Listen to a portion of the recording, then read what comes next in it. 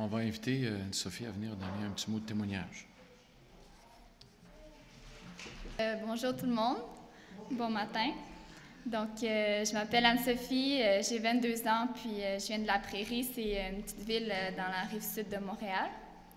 Donc, je suis née dans une famille chrétienne, puis mes parents m'ont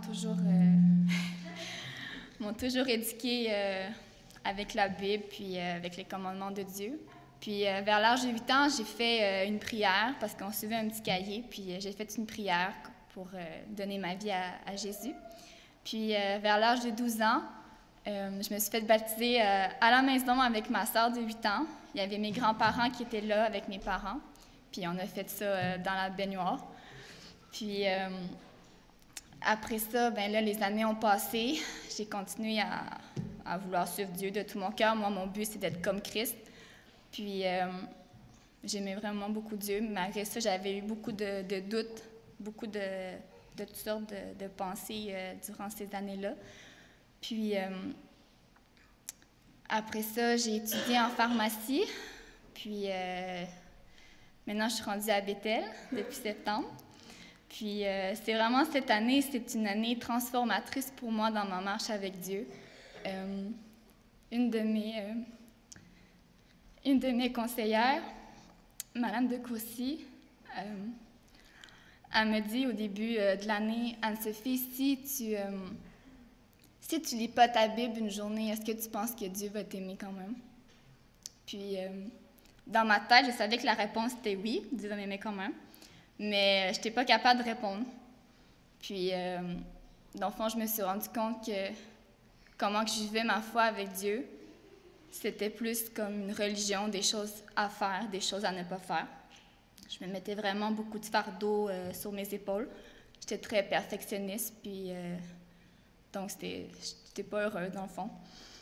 Puis, par exemple, qu'est-ce qui était drôle, c'est que j'avais beaucoup de connaissances au niveau intellectuel, mais je vivais pas l'Évangile comme tel. Puis, donc vraiment ici, ça m'a transformée avec le cours de Galates puis de Romains. Vraiment, ça m'a bouleversée, changée. Puis, comme Johnny disait, une chenille devient un papillon. Donc, je suis en train de devenir un papillon. Puis, Rachel aussi, elle me dit, comme Anne-Sophie, t'apprends à connaître Dieu puis à l'aimer. Donc, ça m'a vraiment enlevé un poids. Que dans Éphésiens, il dit que tu n'as pas besoin de faire des œuvres, c'est par la grâce que tu es sauvé. Puis, j'ai compris j'ai compris mieux qu'avant, là, c'était quoi la grâce. Puis, ouais, ça m'a vraiment enlevé beaucoup de poids. Puis, je suis vraiment contente d'être à Bethel. Vraiment, Dieu me transforme de tout bord, de tout côté. Puis, mais c'est pour sa gloire. Puis, j'ai hâte de voir la suite. Donc, ça, c'est mon témoignage, puis je vais vous laisser présenter Andy qui va faire un sketch.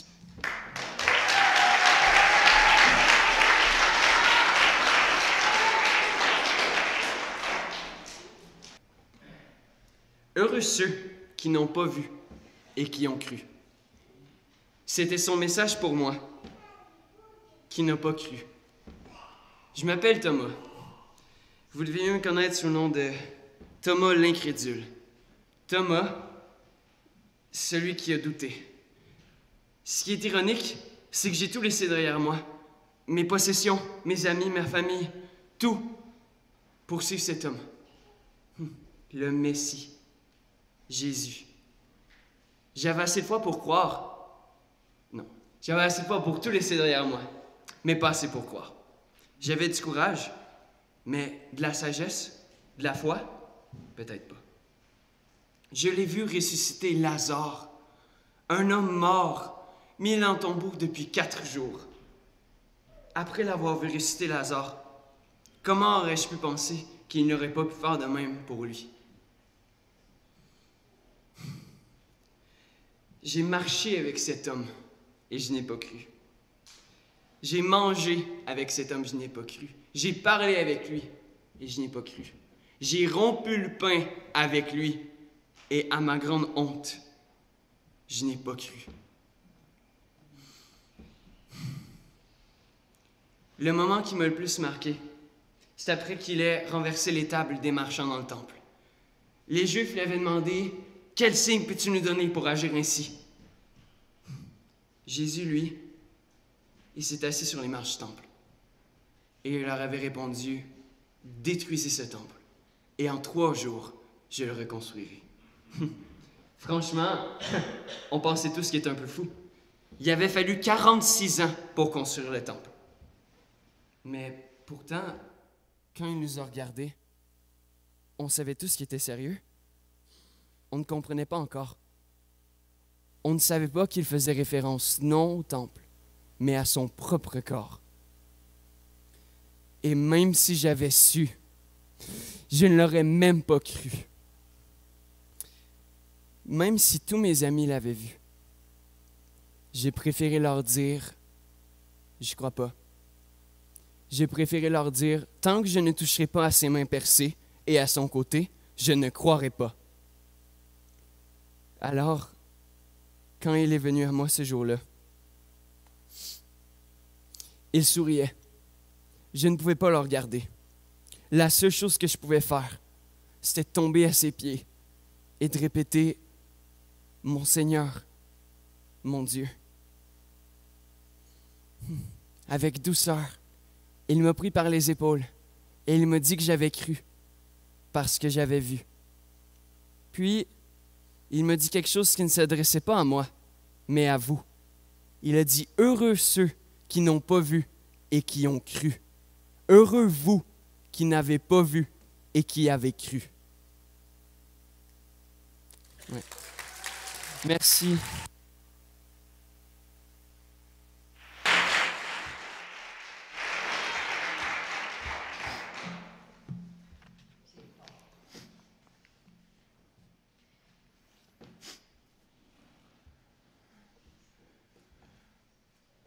On entend souvent parler de Jésus.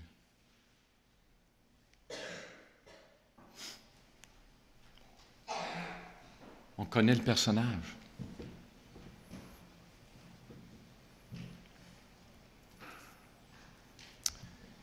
Mais est-ce que je le connais vraiment?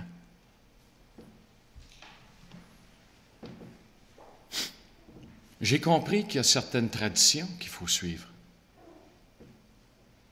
si je veux me nommer chrétien.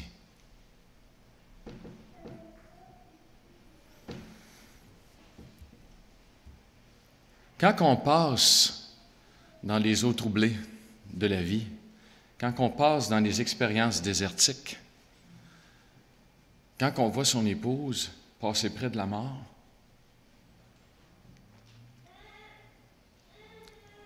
on commence à poser des vraies questions.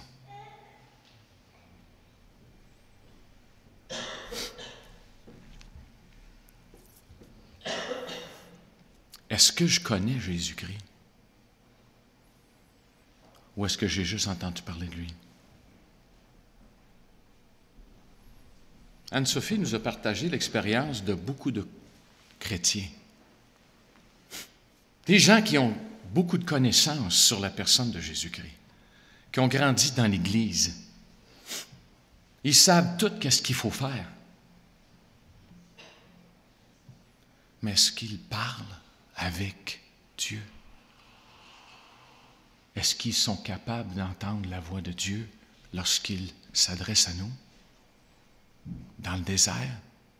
Dans la tempête?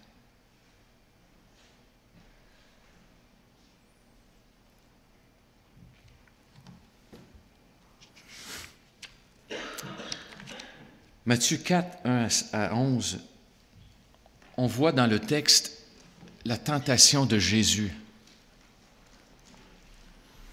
Alors Jésus fut amené par l'Esprit dans le désert pour être tenté par le diable. Qui a amené Jésus dans le désert? Qui a orchestré dans la vie de Jésus ce moment de tentation et d'épreuve? Qui en est l'auteur? C'est Dieu. Il y a des gens qui m'ont dit non, c'est le diable. Non.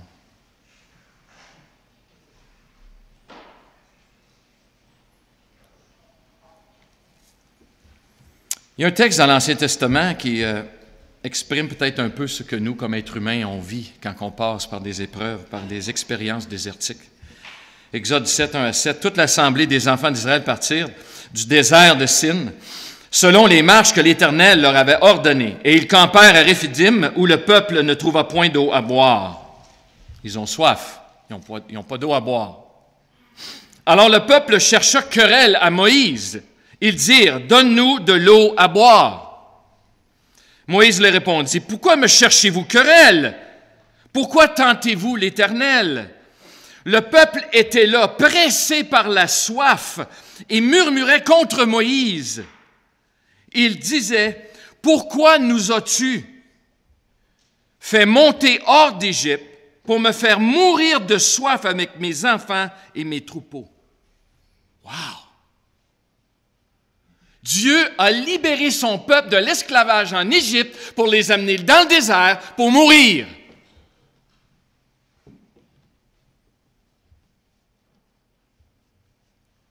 Le peuple est sans excuse. Ils savent c'est qui l'Éternel. Ils ont vu les miracles de Dieu en Égypte.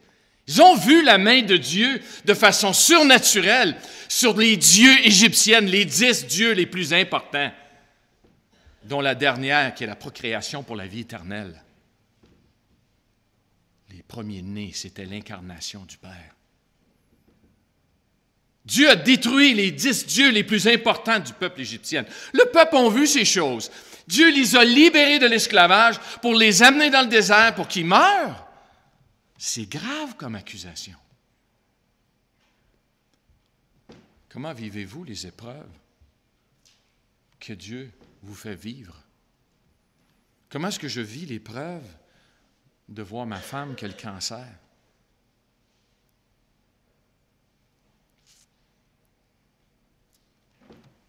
On a 10 enfants. J'ai 6 bébés bedons, puis j'ai 4 bébés avions. On est allé chercher des petits trésors vietnamiennes, les amener dans notre foyer. Des enfants qui ont des besoins très particuliers. Et on a investi notre vie à prendre soin de ces enfants-là. Mon épouse, durant ses traitements de cancer, se retrouve à l'hôpital parce qu'un des traitements l'a presque tuée. Non seulement qu'elle était en réaction aux chimio, elle avait des intolérances et des allergies aux médicaments qu'ils donnaient pour contrer les effets du chimio. Une des infirmières connaissait un peu notre histoire, était dans la chambre, je suis parti pour aller aux toilettes, puis elle est rentrée, puis elle a regardé mon épouse, puis elle a dit, le jour, c'est pourquoi je ne crois pas en Dieu, elle a dit, le jour que tu vas avoir la réponse pourquoi Dieu te fait vivre ce que tu vis, quand tu fais ce que tu fais pour ses enfants, tu viendras me le dire. Amère, choquée contre Dieu. On a fait une journée de prière pour notre famille.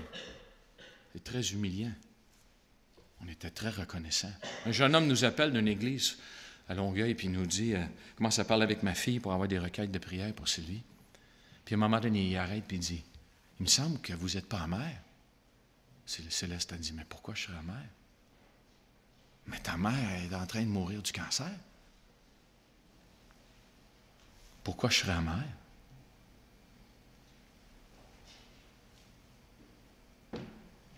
Dieu me doit rien. Et il m'offre tout.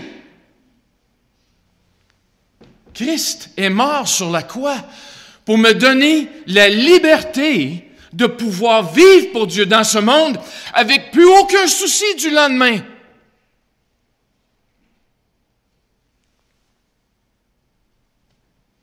Et j'exige des comptes à Dieu parce qu'il me fait passer par des expériences désertiques.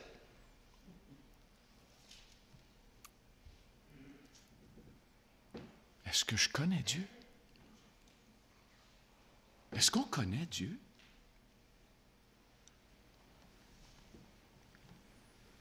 Moïse crie à l'Éternel en disant, « Que ferai-je à ce peuple encore un peu et ils me lapideront? » L'Éternel dit à Moïse, « Passe devant le peuple, prends avec toi des anciens d'Israël, prends aussi dans ta main ta verge avec laquelle tu as frappé le fleuve et marche.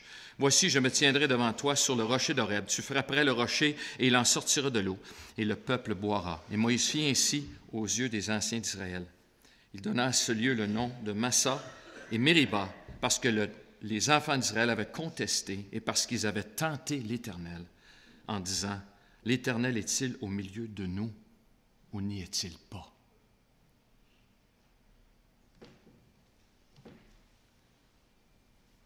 Quand je me regarde dans le miroir, je veux voir quelqu'un qui dit pas seulement qu'il aime Dieu, qui verbalise pas juste les mots, mais une personne qui connaît Dieu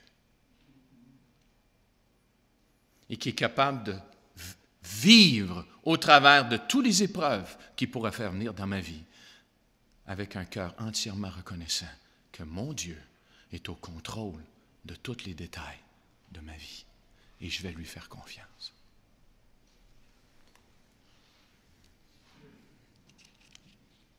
Jésus rentre dans le désert, conduit par le Saint-Esprit,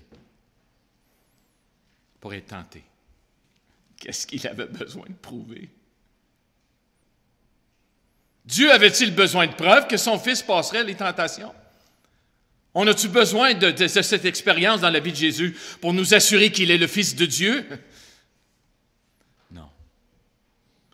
Jésus vit cette expérience pour être un modèle pour nous de la façon dont on doit traverser les expériences de la vie.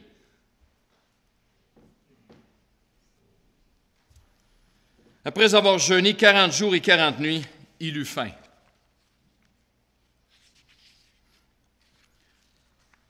On ne connaît pas ce genre de faim. Ça, c'est pas parce qu'il a sauté un repas. Il y a plusieurs étapes que vous devez comprendre, sinon vous allez manquer ce que le texte essaie de nous enseigner. Manquer un repas, sentir la douleur. Pendant 3 jours, tu arrêtes de manger, ton corps se décide d'arrêter d'envoyer des acides digestifs dans l'estomac et ton corps va se nourrir des sucres qui sont dans le foie, si tu es bien hydraté, bien entendu.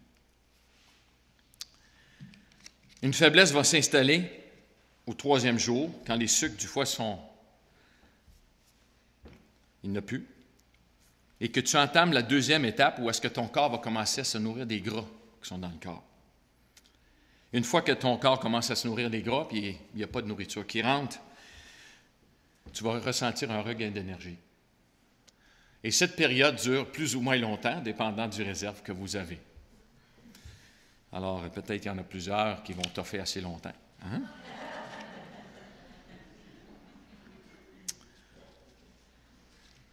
Encore, il faut que tu sois bien hydraté.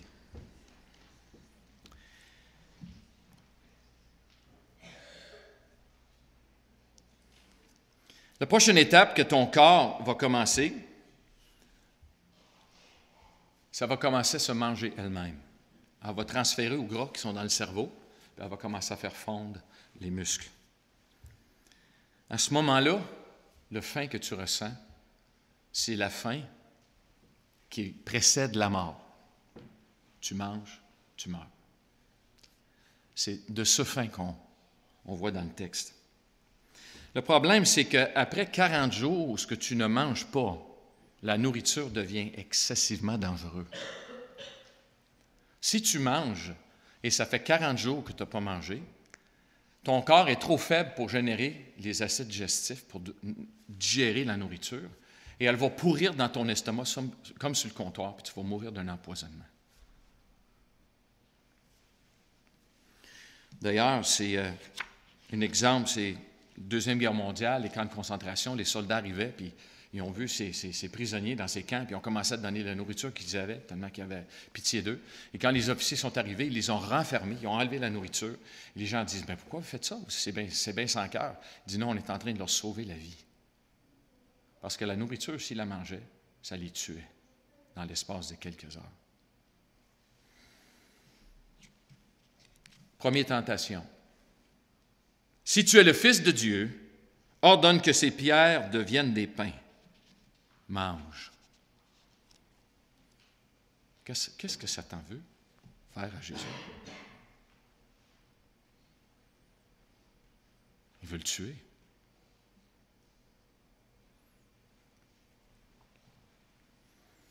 C'est quoi la tentation? C'est quoi la tentation ici?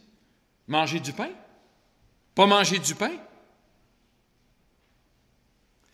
Toute notre vie, on nous enseigne de lire les Écritures puis d'établir ce que Dieu aime et ce qu'il n'aime pas. Le problème, c'est quand que tu appliques Est-ce que Dieu a des absolus, des choses qu'il a en horreur? Absolument. Il faut les connaître. Y a-t-il des choses que Dieu aime? Absolument. Mais quand est-ce que tu les appliques dans ta vie? J'ai une relation avec Sylvie, 39 ans. Si je veux avoir un bec de Sylvie, je dis pas, écoute, tu as fait des vœux devant Dieu, tu as signé un contrat, il y a une entente légale, il faut que tu me donnes un bec. C'est-tu comme ça que je vais chercher un bec? Non.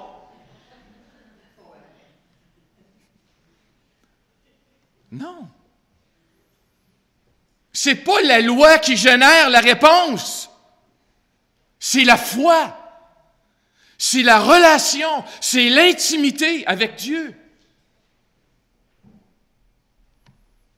La bonne chose au mauvais moment, c'est une mauvaise chose. The right thing at the wrong time is the wrong thing.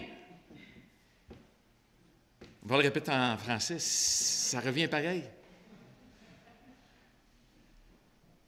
La question ici, c'est pas est-ce que le pain c'est bien ou pas bien à manger. La question c'est qu'est-ce que Dieu veut à ce moment-ci dans l'expérience de Jésus? Et chers amis, ce n'est pas à partir des traditions religieuses, ce n'est pas à partir de la loi, ce n'est pas à partir de ce que vous allez voir dans les Écritures qui va répondre, mais c'est à partir de ta relation intime et personnelle avec Jésus-Christ, avec le Dieu créateur de l'univers. Oui, je dois apprendre à connaître Dieu. Oui, j'ai étudié la parole de Dieu. Je la mémorise. Je passe des heures à la connaître pour pouvoir connaître davantage Jésus-Christ. Mais essentiellement, ce qu'il veut, c'est que je parle avec lui et que j'attends la réponse. Notre expérience dans l'adoption n'est pas votre expérience dans l'adoption. L'expérience d'Abraham avec Dieu n'est pas votre expérience avec Dieu. Dieu veut se révéler à toi à partir des œuvres qu'il a préparées d'avance pour toi.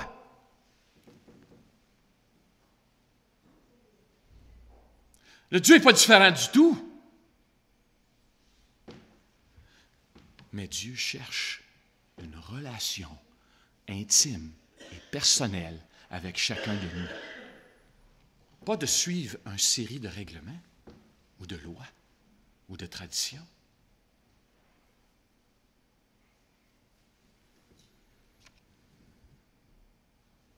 Est-ce que je connais Dieu? Est-ce que je sais que c'est la volonté de Dieu pour ma vie? Quand on a choisi d'adopter Florange, il y a des gens qui venaient nous voir pour nous dire « C'est pas la volonté de Dieu pour ta vie. Tu es déjà un missionnaire. Tu es déjà engagé pour Dieu. C'est pas ça que Dieu veut pour toi. » Peux-tu me donner l'1-800 que tu as là, pour appeler Dieu? Je ne sais pas comment ça se fait que tu peux savoir avec autant de certitude que c'est pas ça que Dieu veut pour moi. Là, Et plus qu'on avait de résistance dans la maison de Dieu, dans la famille de Dieu, plus qu'on était convaincus que c'est ça que Dieu voulait pour nous. On avait plus de sympathie de la part des non-croyants que des chrétiens. Et Dieu a fait des choses incroyables. Je pourrais passer le reste du matinée, jusqu'à 5 heures à soir, à vous raconter des miracles que Dieu a fait en réponse à nos prières. Mais ça, c'est notre expérience avec Dieu. Ça, c'est la façon dont Dieu agit dans nos vies. Les gens disent, pourquoi vous avez adopté un deuxième? Pourquoi vous avez adopté un troisième? Pourquoi tu as adopté un quatrième? Vous êtes complètement fous. Les croyants nous traitaient de fous. Mon garçon, il est rendu à 15. Naomi en a adopté une petite fille. Jamais qu'elle va marcher. Elle a le spina bifida. Puis il y a plein d'autres choses aussi. Je dois découvrir la volonté de Dieu pour ma vie puis le faire. Donc, Dieu ne vous a peut-être pas appelé pour adopter 15. Mais ce qui est intéressant, c'est que les chrétiens autour de mon fils Israël disent qu'il était fou. Puis quand il a passé en cours pour l'adoption des derniers 3, le procureur de la couronne est venu le voir après, puis il a dit, c'est incroyable ce que vous faites. Vous allez continuer, hein?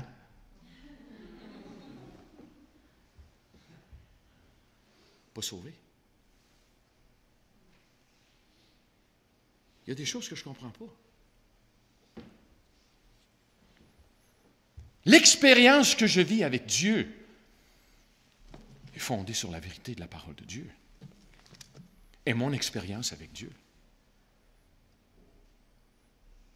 Quelle est votre expérience avec celui que vous aimez, que vous dites avoir une relation personnelle avec?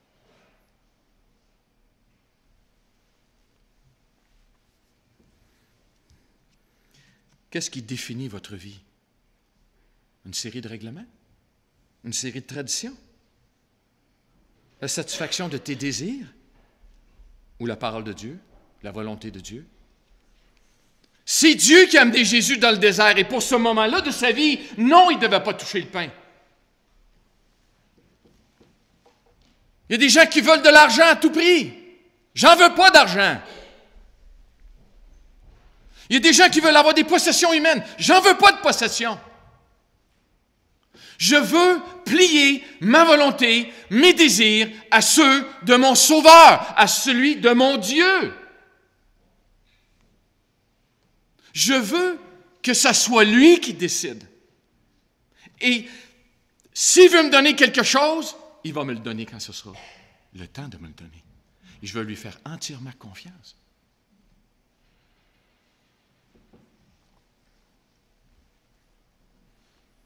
Jésus répond, « L'homme ne vivra pas de pain seulement, mais de toute parole qui sort de la bouche de Dieu. » La vie se trouve dans Dieu, communiquée envers moi par sa parole, par la collectivité des frères et sœurs dimanche matin. Je ne viens pas ici pour suivre une tradition, je viens ici parce que je vous aime. J'aime ça être avec vous autres.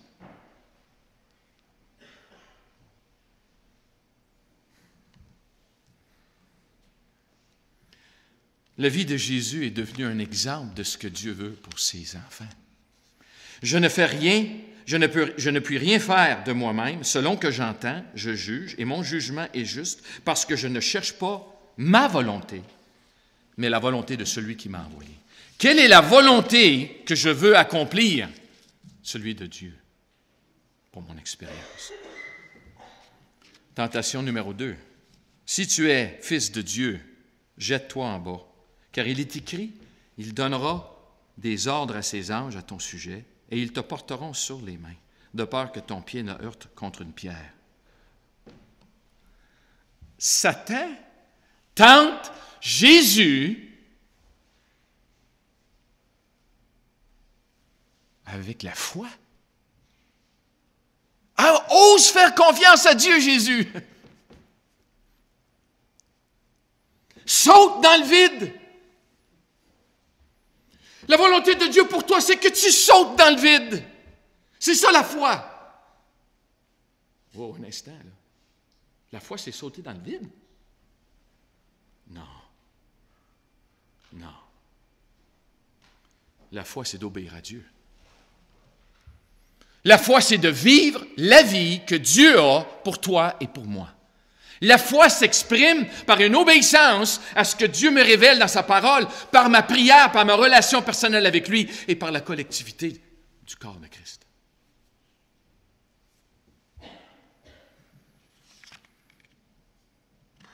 Faire confiance à Dieu. Chers amis, Jésus a déjà sauté. Jésus est déjà dans le vide. Si Dieu n'intervient pas dans sa vie, ça fait 40 ans qu'il ne mange pas. Il n'a pas accès à l'intraveineuse ici, là. Il n'a pas accès à un hôpital qui vont pouvoir restarter son système, comme on dit en bon québécois, là. Jésus-Christ est face à la mort. Il a fait confiance au Saint-Esprit et à la direction de son Père dans sa vie.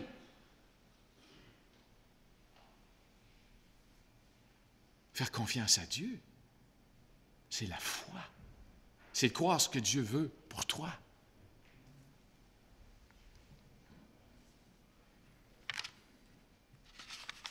La question, c'est qui te demande de sauter?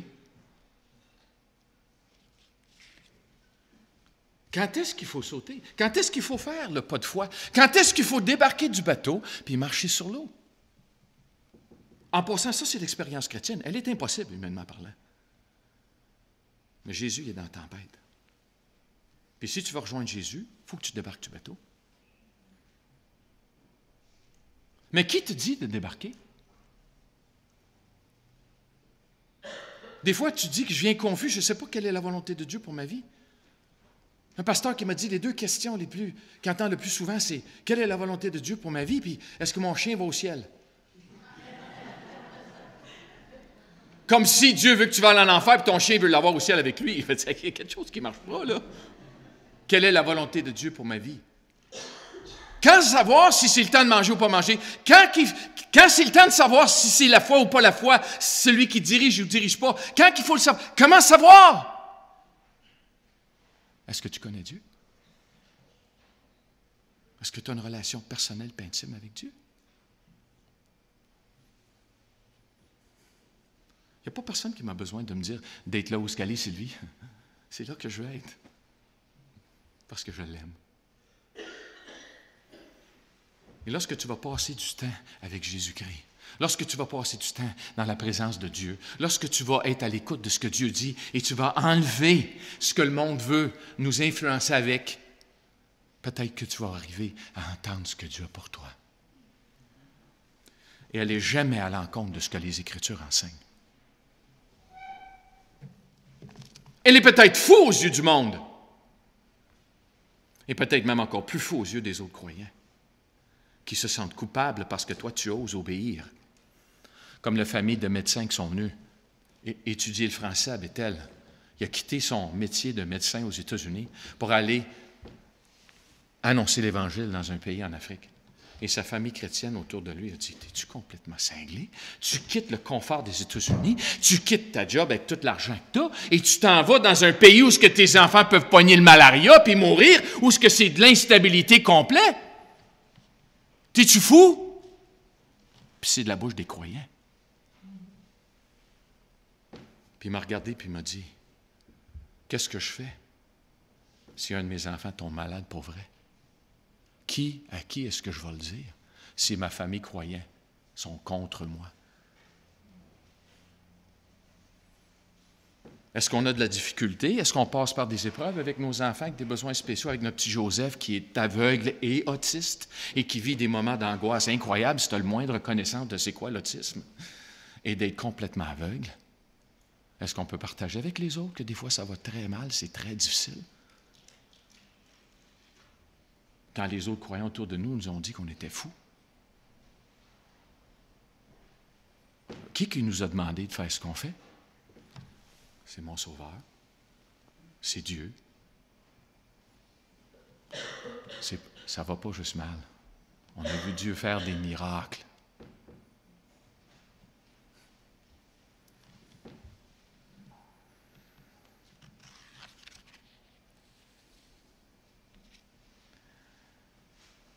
Est-ce que j'accepte les expériences désertiques que Dieu me permet de vivre? C'est Dieu qui nous a demandé de prendre le chemin du cancer de Sylvie avec tout ce qu'on a vécu. On n'est jamais devenu amer. Pourquoi?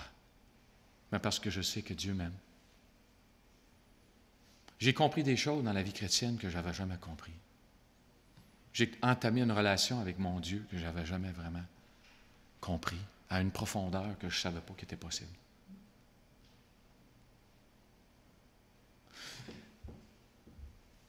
Les gens nous disent, les autres croyants, mais la pire chose qui pourra lui arriver, c'est qu'elle meure. Comment ça, la pire chose qui pourra lui arriver? Comment ça, la pire chose qui peut lui arriver? Écoute-moi bien. J'étais victime d'intimidation toute ma jeunesse, au point qu'on me laissait partir 15 minutes avant la fin de l'école quand j'étais au primaire, pour ne pas me faire battre. Je n'ai jamais eu d'amis. Le seul ami que j'ai jamais eu, je l'ai marié. Elle s'appelle Sylvie.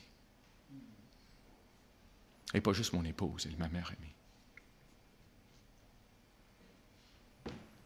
Mais si Dieu veut le prendre, la plus belle chose qui pourra jamais lui arriver, c'est qu'elle se retrouve auprès de son Sauveur, celui qu'elle aime. Qui est-ce qui détermine ce qu'on croit? Les gens du monde ou les vérités dans la parole de Dieu? Qui est l'auteur de ma sécurité, de ma joie, de ma foi, de qui je suis? C'est Dieu, par son Fils Jésus. Je ne peux rien changer du passé. Et je ne sais pas ce que l'avenir a pour moi. Mais je ne prendrai pas ma journée aujourd'hui pour m'inquiéter pour ce qui va arriver demain. Dieu est déjà là, puis je vais lui faire confiance pour demain. Alors je vais apprécier la journée qu'il me donne, parce qu'il s'appelle le grand « Je suis ». Et le Dieu omniprésent, qui est dans le présent, me demande de vivre dans le présent pour lui faire confiance et de lui laisser le contrôle, d'où est-ce que j'ai aucun contrôle. Et toi?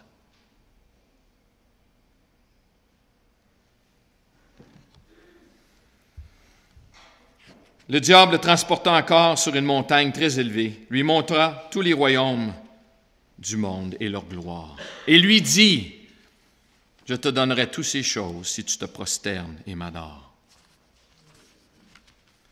Chers amis, si dans vos expériences désertiques, vous doutez de Dieu, vous laissez vos appétits contrôler vos actions, ça ne sera pas une tentation, le troisième.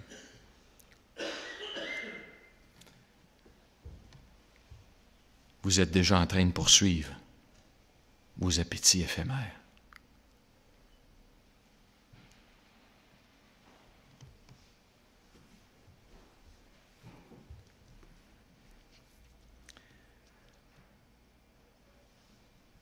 Quand j'ai faim, est-ce que c'est la nourriture qui décide? Quand j'ai des besoins, la solitude, ou que je n'ai pas dans ma relation ce que je voudrais avoir, est-ce que c'est mes convoitises et mes appétits qui vont déterminer le résultat? Ou c'est Dieu?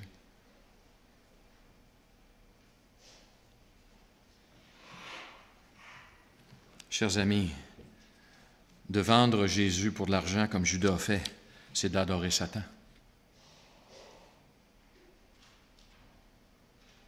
C'est de choisir la mort et non la vie.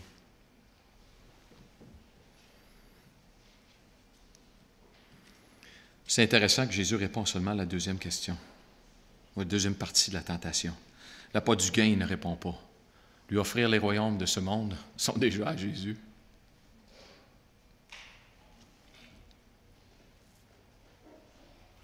La question, c'est qui sers-tu?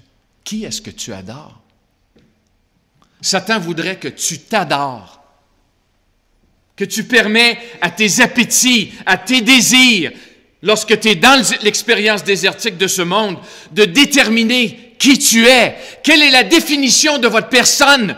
Quelqu'un qui assouvit ses désirs? Quelqu'un qui poursuit les plaisirs de ce monde?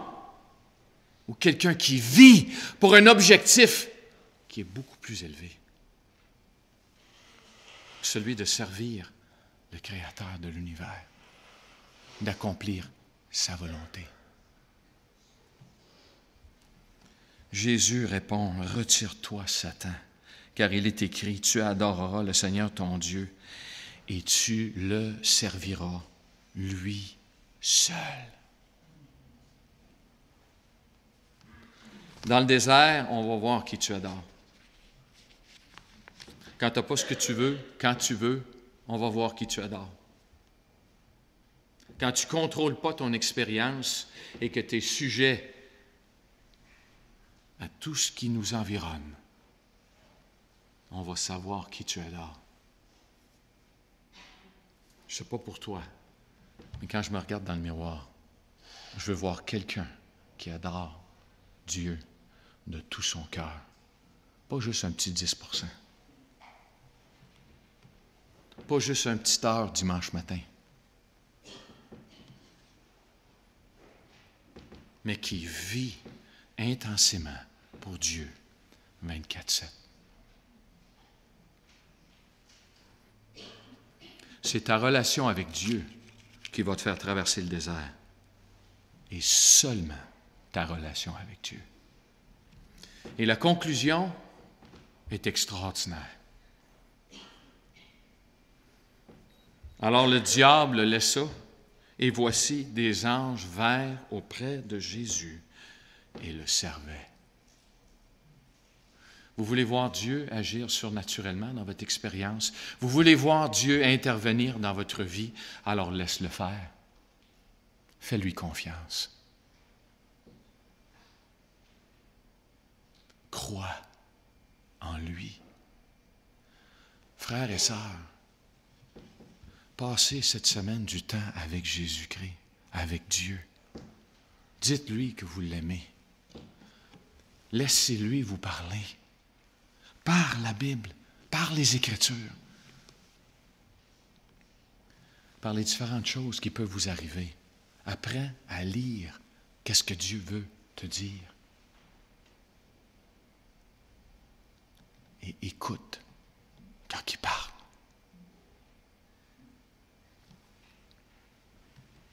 Père du ciel,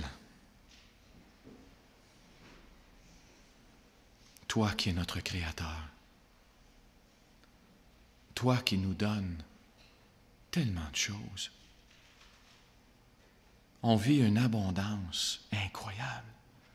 On vit une sécurité qui est exceptionnelle sur la planète présentement. On vit dans des conditions.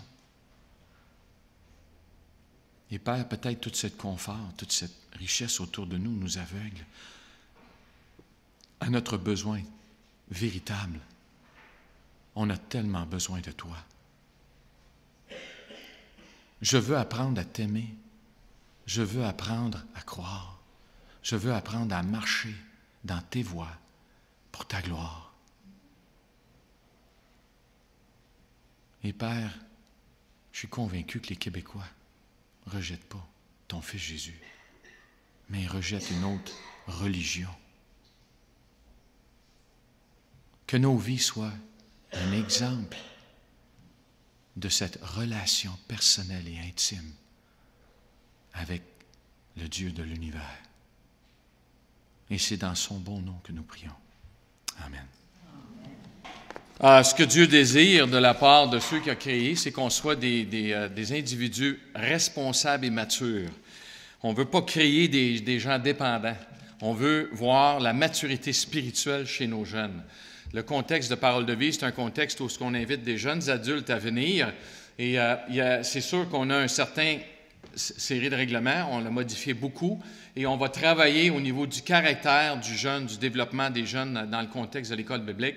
On fait beaucoup plus confiance à eux, puis on travaille avec les choses qui pourraient subvenir dans leur année, où est-ce qu'ils ont besoin d'être jasés, corrigés, remettre les choses en perspective.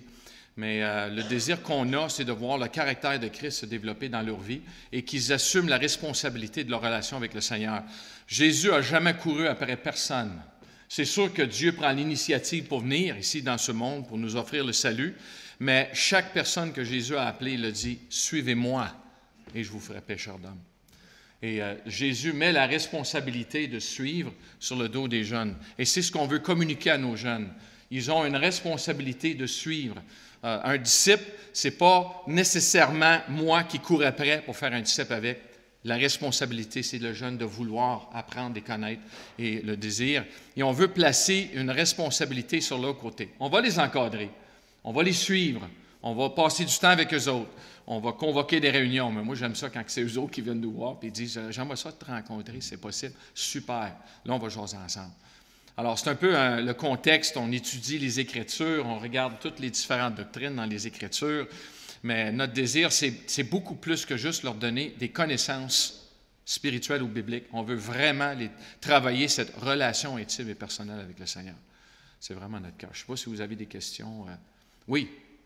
Moi, j'ai une question. J'ai quasiment honte de demander, par exemple. Moi, j'ai été élevée dans une extrême pauvreté. Et ça m'a comme fait une crainte à l'intérieur de moi. Et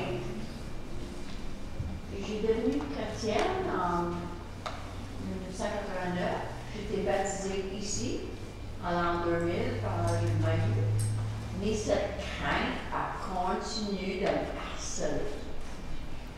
Puis je voudrais en débarrasser parce que je sais que c'est pas correct.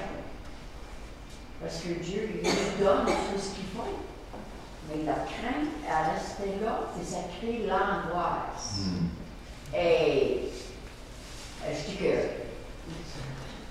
vraiment que est-ce que par quel bord que je prends pour m'en débarrasser à tout jamais? C'est ma devise. Oh, je te comprends. Tu as un arrière-plan anglophone, je crois. Oui. Pour ça, j'avais le nom de chanson. J'entends ton petit accent anglais. Je pensais que c'était vous qui avez l'accent. Ding! Right on. J'ai gagné la guerre. Absolument, absolument. Alors, les traumatismes qu'on vit nous marquent. Ce que tu es en train de demander, ce que tu es en train de discuter, c'est comment vivre, que ce soit la pauvreté qui t'est marquée, la crainte d'avoir ce qui est nécessaire. Ce qui est intéressant, les enfants, durant la Deuxième Guerre mondiale, ils les amenaient dans des centres, mais ils ne dormaient pas plus dans le centre. Il y avait encore cette crainte, est-ce que demain je vais avoir de la nourriture? Et la seule façon qu'ils ont réglé le problème, c'est de les faire dormir avec un morceau de pain dans leurs mains, le soir en se couchant. Parce qu'ils savaient qu'il y avait au moins quelque chose pour le lendemain de déjeuner. Là, ils pouvaient dormir un peu. Et c'est d'apprendre à savoir que Dieu va prendre soin de moi demain. Mais que ce soit la crainte des biens que j'ai besoin, que ce soit le traumatisme de voir mon épouse souffrir encore, que ce soit le traumatisme de... Puis vous pouvez les nommer. Le traumatisme d'avoir vécu quelque chose de terrible, une personne qui m'a agressé. Et on demande aux croyants de pardonner. Le problème, c'est qu'il y a un manque de compréhension, c'est que pardonner, c'est pas oublier. On a l'impression qu'il faut oublier, mais il y a des choses qu'on n'est pas capable d'oublier. Et l'expérience chrétienne devient une décision de marcher par la foi et d'exercer dans les différentes circonstances comment est-ce que tu vas agir chaque fois que tu sens la crainte pour le lendemain. Tu vas te servir de cette tentation ou de cette source d'angoisse pour concentrer tes yeux sur Jésus. C'est comme Pierre qui marchait sur l'eau. Il a vu les vagues. C'est sûr que tu vas sentir d'insécurité. C'est sûr que tu vas sentir les vagues frapper. Parce que l'expérience chrétienne, c'est par la foi que tu dois marcher.